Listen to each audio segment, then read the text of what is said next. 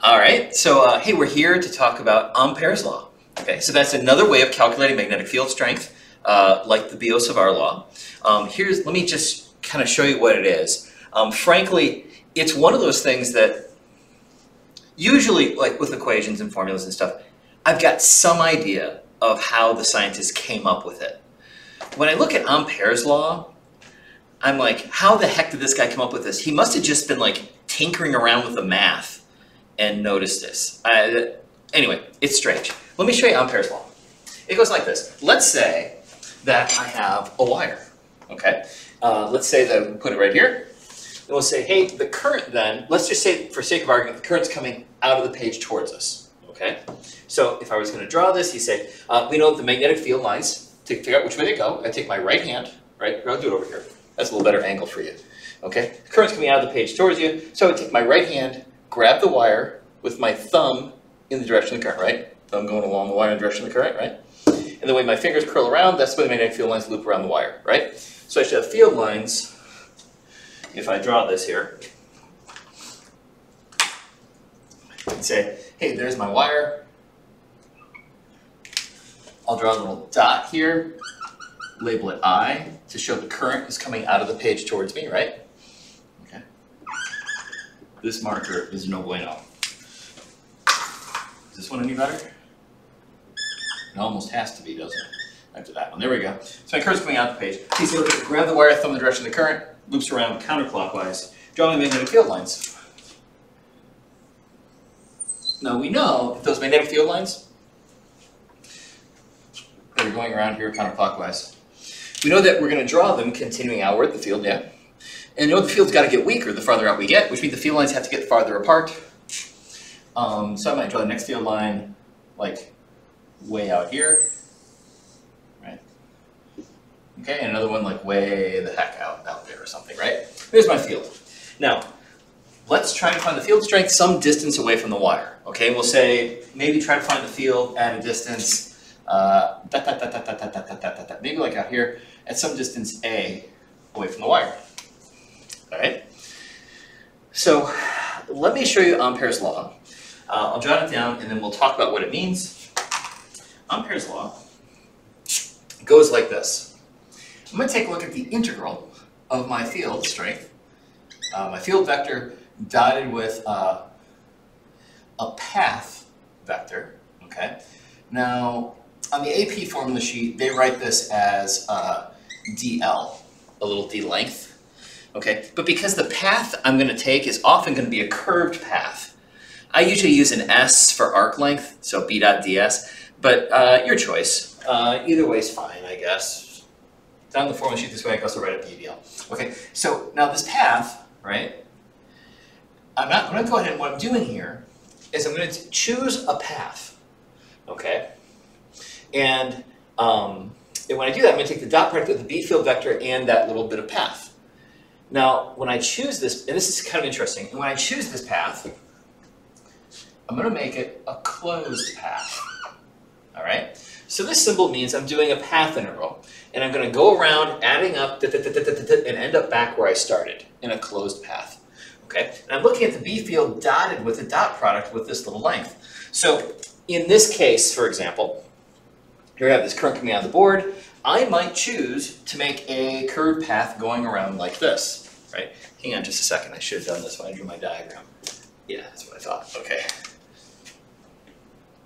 I want it to scale properly for my manipulative here. Hang on a second. Okay, good enough. Okay. All right, so, yeah, what are you going to do? There, we're trying to find the field strength here. Okay, so I make a closed path. Now what I'm going to do is I'm going to track along, so my path, I might pick somewhere, I don't know, here. I'm trying to find it there, right? So I'm going to choose a path that goes through that point where I want to find the field strength, okay? And I'm going to choose a path, in this case, the best path to choose is going to be a circle. And I'll go dirk, dirk, dirk, dirk, dirk, dirk, dirk. Each of these is a little DL, DL, DL, right? Length going all the way around in a closed path. I'm going to look at the dot product of the B field line, right? Remember, B is, of course, these purple circles we're drawing here. I'm going to do the dot product of B and DL. Now, because I was cleverly chose this path. The B and the DL, they're going parallel to each other all the way around for this particular path. What's interesting about this is when you do this, whatever you get out of this, when you do integral B dot DL, and because these are going the same direction, they're going to, my dot product is going to be like cosine of 0 degrees in this case, positive 1, I'm going to get some value out. As I go all the way around, whatever that total value is, it turns out that's equal to this constant, which we recognize from the Biot-Savart law, the magnetic permeability, times the current going in through that path that you chose. Okay, so let me talk about this a little bit more. So what I mean by this is, this path that I chose, that goes around in a loop, it bounds some area, right? There's some area that's inside that path. It looks like this. What I'm going to do is it's going to be equal to that constant, this B dot DL, being equal to that constant times however much current shoots through this membrane, through this area. So I like to think about the path as bounding like a membrane, and all the current that punches through it, right? I just got to add up all that current that goes through it. To my mind, so in this case, right, when I choose this path that goes around in a loop, my dot product, you say, hey, that dot product is going to give me a cosine of theta. In this case, the theta is 0 degrees. So for this long straight wire that makes this nice field that loops around, that's what we're doing here, by the way. This is the formula. This is called Ampere's law.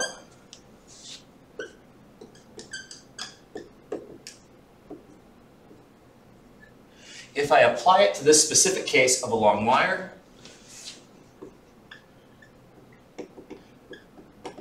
so for an infinitely long wire, carrying a current I, find B at a distance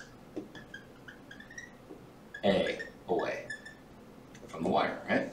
Okay, so here we go. So I go ahead, I choose a path. I can choose any path I want, any closed path, but that path has to have some current going through it, right? And so I'm going to choose this path around here that goes right along the field line. It's the most clever way of choosing that path. And when I do that, the B, you agree, is going to, first of all, that cosine theta is going to be cosine of 0.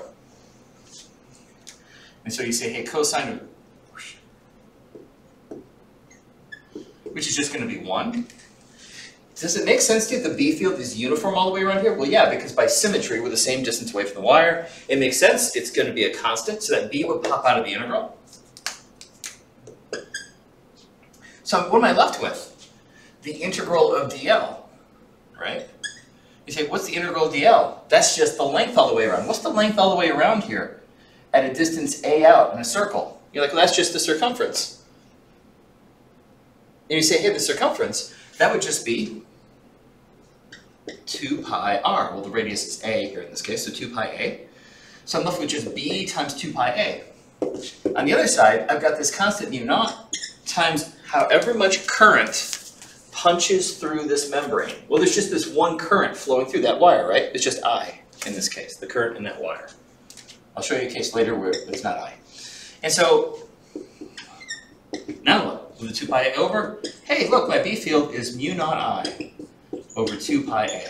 And you say, hey, that's the same answer that we got with the Biot-Savart law that took up a whole board of calculations and doing a substitution with an equation that had 3 variables, so they had to do substitution. It was nasty, but look, it's like dunk, dunk, dunk, dunk, done with Ampere's law. Okay, so here's the deal. Let me talk about, now I've done an example, let me talk about Ampere's law a little bit more. To my mind, it's very similar to Gauss's law for electric fields, is what it reminds me of, okay? In Gauss's law for electric fields, that looks like this. We've got my integral of E dot dA is Q in over epsilon naught, right? So with Gauss's law, it's like I'm looking at a field strength times and I choose a Gaussian surface, and I have to have a certain amount of charge inside the surface, right? And that's this quantity is going to depend on how much charge is inside times this universal constant, right? Okay, or divided by this universal constant, right? And then I'm doing a dot product here of E in an area vector, but I'm looking at all of the flux through a surface. Here, those field lines punching through the surface. Here, instead of being a surface, I'm looking at a path, right, and doing a path integral. And a dot product of the field, and this time with the path integral instead of dotting with the surface. But again, I choose a path, right? And then that's going to turn out to be equal to what current's going in through my path. Like here, with the Gauss's law, I care about what bubble I choose, what surface, what charge is in the bubble. And there's a universal constant, right? So it's kind of similar in a way. At least I think of it as being similar. And it's similar in the way you approach it. You've got to choose a path. You've got to make sure that path that I choose, I want to make sure that path is going through the point where I'm trying to find the field strength. Just like with Gauss's law, when I choose my Gaussian surface, I want to find the E field at that surface. So I got to make sure that my bubble is passing through the point where I'm trying to find the E field strength. There's some real similarities. And like choosing your path so a way that you can do the calculation easily, like you choose your surface to make it so that the calculation's easy. It's like a similar, really similar sort of idea, I think. A lot of similarities. Okay, let me do another example. Okay, besides this first one, which notice we get the same answer as with the Biot-Savart law, so you feel good about it. Let's try this again, but for a more complicated problem. All right, so here we go.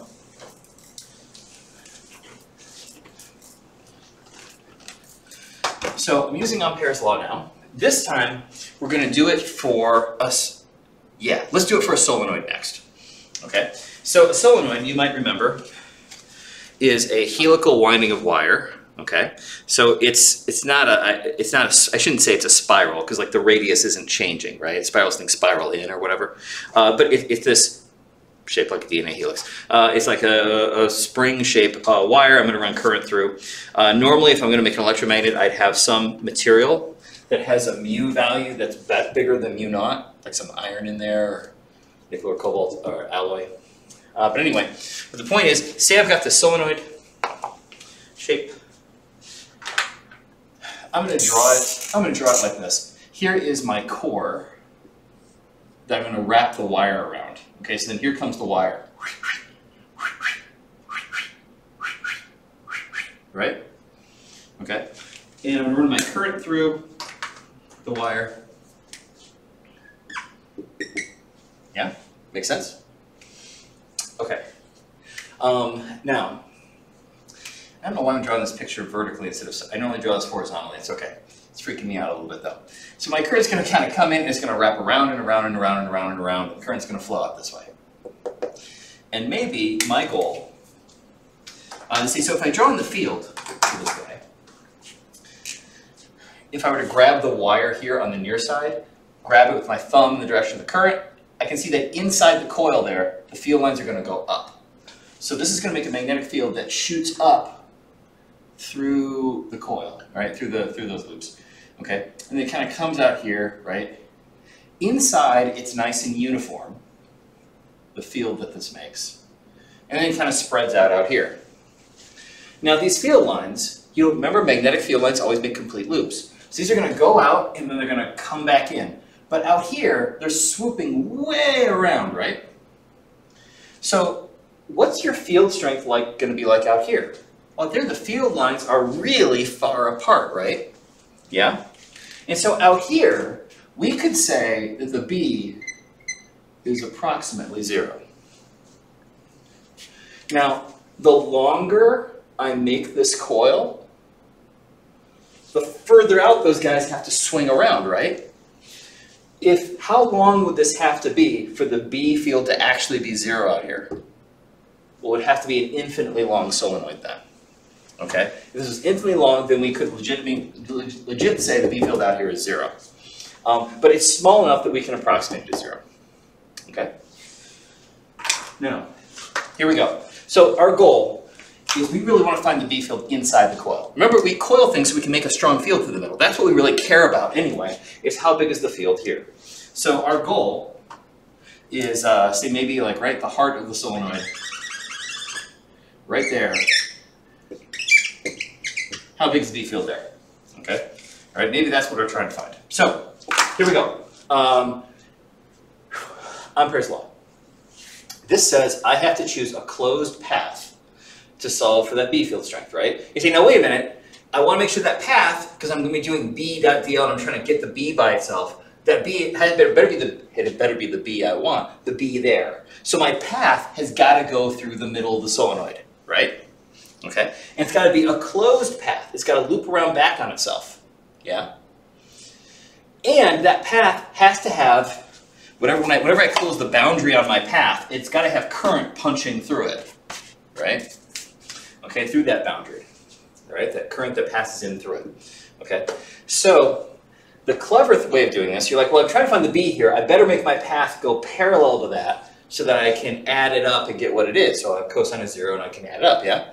If I made my path go like this, I would get a dot product of 0, right? With my path.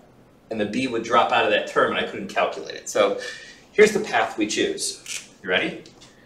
Going along there, that makes sense. Okay, well now what should I do? Well, I need to have it be a closed path. So the clever thing to do is to hang a right angle here. Now my line here is cutting straight across the B field lines. So when I do the dot product with the path, here's my path through DL, DL, DL, adding up all these little DLs. I'm going to add up to get something here. We're going cosine of 0 here. But now this part of the path, I'm going to get cosine of 90. I'm going to get 0. Do you see that? Now what? Well, now I'm out here. Out here, outside the coil, the B is approximately 0. So I can do whatever I want out here. But keep it simple. I'm going to come back in like that. So that's the path I'm going to choose to take looping around. Okay. So when I do this side and this side, I'm going to get that B is perpendicular to the path. So it's like cosine of 90, which is 0. So these don't contribute nothing. For this part, B is about equal to 0. So B dot dl is going to be about 0. The only part that's going to matter is this. So you're like, well, here, when I do this then, if I look at these like along these different parts of the path and I add them up, it's going to be like 0 and 0 and 0, and then just this part, right? Okay, 0 and 0 and 0, and then just what do I get for this? Well, the B field, it makes sense. First of all, the angle, right? You say for this part, it's cosine of 0 degrees, right? It's only this part of the path that's going to actually give me something. That B is going to be constant all through there, right? It's uniform inside that long solenoid. It's going to be the same strength all the way along. So I'm going to get that B would pop out of the integral. The dot is going to be a cosine of 0 degrees because I'm going right along the direction of the B field, right? And then so it's just the integral dl. Okay, let's give this a value. Let's say that this little rectangular path I chose, let's say that this length here, whoops, too big. This length here that I chose, let's say that's L. Sorry, let's call it L. So this is just L, right? Now that's equal to mu naught times the current that goes in. So how much current punched through this path I drew? Well, you got to remember these wires, the path is inside the solenoid. So these wires are going in front of it here, yeah? You see what I'm saying? So these wires are looping 1, 2, 3 loops are punching through that path. So it has 3I. 3 times the current is what punches through. Does that kind of make sense? So 3I, okay? I'm just going to say, let's just say that the number of loops that go into it, okay, let's just say that that is n, okay? So I chose a path the path I chose here had length of L. This orange marker is awful. That's also slightly better.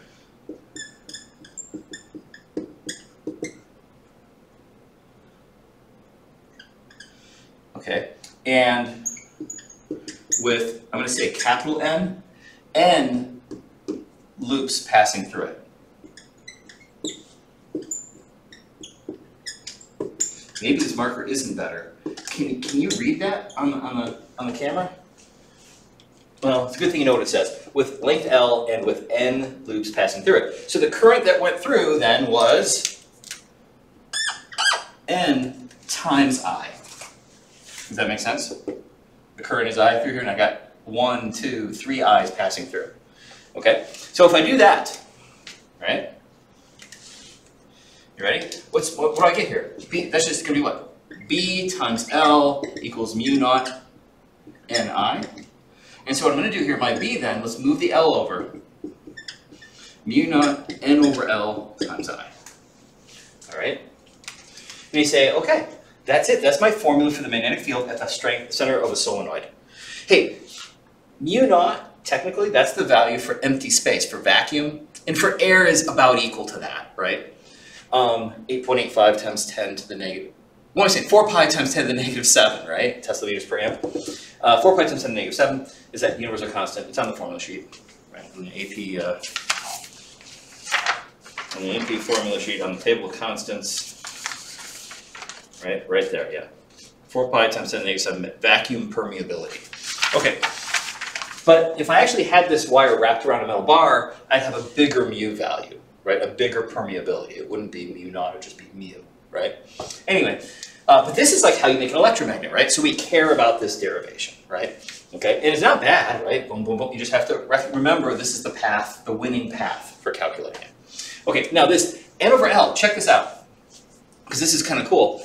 Hey, this device now here, right? The magnetic field strength depends on mu naught, which is just, or mu for whatever material's in there, right? And then what's this? N over L.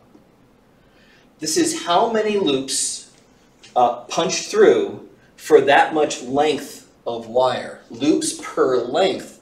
That tells me that what determines the magnetic field strength inside this guy is how closely packed the loops are, right? It's not the total number of loops in the solenoid, it's loops per meter going along the solenoid. That determines how strong the field is in the middle. Does the radius of the loop matter? Not a bit, right? It doesn't matter if these are big circles or a tiny tight little coil. It doesn't matter. What matters is just how tightly packed the loops are this way, how many loops per meter of length. Okay, so this loops per length thing, right? On the AP formula sheet, they'll just write it as a little n. And that stands for loops per length, okay? Because they like to make it a little more obscure to make sure that you know what you're doing when you're using the equations, okay? Yeah, they call it number of loops of wire per unit length is what they define it as. Okay, so that's it. So this is the formula, and this is on the AP formula sheet. That is the field strength at the heart of a solenoid. Technically, a very long solenoid. Okay, so that you can say that this B is 0. All right. Okay. Let me show you another similar example. Imagine, if you would, that we had a solenoid like this, and we took it, right? Or you think of it, if you want, you think of it being like a slinky, right? Because that's the shape. Imagine you took the slinky and you bend it around like this and bring the ends together. So now it's like a donut shape, right? Okay. Hang on, let me erase. Right? So I'm going to say I've got an iron ring, because that makes it easier to draw this thing and see what's happening, right? There's an iron ring. And I'm going to take the wire. Here comes the wire. And I'm going to loop it around, loop it around, loop it around. Here's like my slinky, right? Wrapped around it. You see what I'm saying? And there goes my wire out. Okay? So my current comes in, and it wraps around and around and around and around and around and around and around and back out again. Okay? There's some cool things that happen with this thing. This shape, by the way, this shape, it's a donut shape. In geometry, a donut shape is called a toroid. Okay, and that's what we call this device. So, toroid, a toroid, winding wire. Okay, so instead of a solenoid, this is called a toroid when you do this. Now, check this out. What I want to care about is what's the magnetic field doing inside the loops here, right? Because that's where the field's really strong, that's what we care about. So I'm going to grab the wire here with my right hand, thumb going in the direction of the current. Inside, behind this wire, in the middle there of the toroid, it's going to be going up. And that's going to happen at every loop. So the field line, check this out, goes through the center of all the loops, going around and around and around and around and around and around and around, and it closes on itself. So you have complete loop, right, a field wrapped all the way around, yeah? Inside. Okay, I have another field line, right? So a really strong, densely packed field. But the point here is, hey, what's the field strength outside this guy? And so outside, the field lines never exit. They loop around and close on themselves. There is no field out here. Outside, the field is 0 around an ideal toroid. All right? So there we go. Kind of neat little thing. So what I want to ask is, if that is the truth there, how strong is the field inside there then? Okay, so it's like I have a long solenoid and I wrap it around on itself, so the field lines just loop around and don't exit. Okay, toroid. So you say, so I want to know, hey, right at the heart of this thing, you know, right inside there, you know, what's the B field inside the toroid? Well, it's not 0. What's the B field inside the toroid? Right? Let's stop using an orange marker. So you say, well, we're just going to choose an Amperian path, right? Use Ampere's law. Path, integral over closed path B dot dl, and it's equal to mu naught times the current going in through the path. So you say, what's the path we choose? Well, again, I want to find the B field here, so the path has to pass through there. I want to find the B there and not have this drop out, so my path has to go parallel, ideally, parallel to B. So it makes sense to just make my path that I choose, my Amperian path, to go around and around and around along that field line. So my little DLs, they are parallel to B all the way around. This right there then, you say, well gosh, that's just going to give me cosine of 0 degrees, right? The B, by symmetry, should be the same value all the way around in the middle of that guy. So the B is going to pop out of the integral, cosine 0. Integral DL, that's just the path around. Oh, I should have given you this, sorry. You know what I left out, right? This is a solenoid, or sorry, a toroid of radius big R. Sorry about that. So what's that path length then? Integral DL, you say that's just the total path length. That's just going to be B times 2 pi R, right? Okay. Now, on the other side, you're saying, hey, if that's my path, I remember on the other side, I've got mu naught times In. You say, okay, what's the current that punches through this path? Each one of these wires punches through the path, right? Each one of these wires is carrying current I. So just however many loops I have in this solenoid, right? You know what I'm saying? So let's just say it's a toroid of n loops, right? You know, n windings or n turns, we'll sometimes say. Loops or turns or windings, I suppose. Okay. Okay. So you find B at the center of the solenoid, of the toroid. And so you say, well, gosh, then that's just going to be N times I is how much current goes in through this membrane, through this path, is bounded by that path, right? How many little loops go in, right? Okay. U naught Ni, right? So now I'm just going to go ahead and take 2 pi r and put it down the bottom there.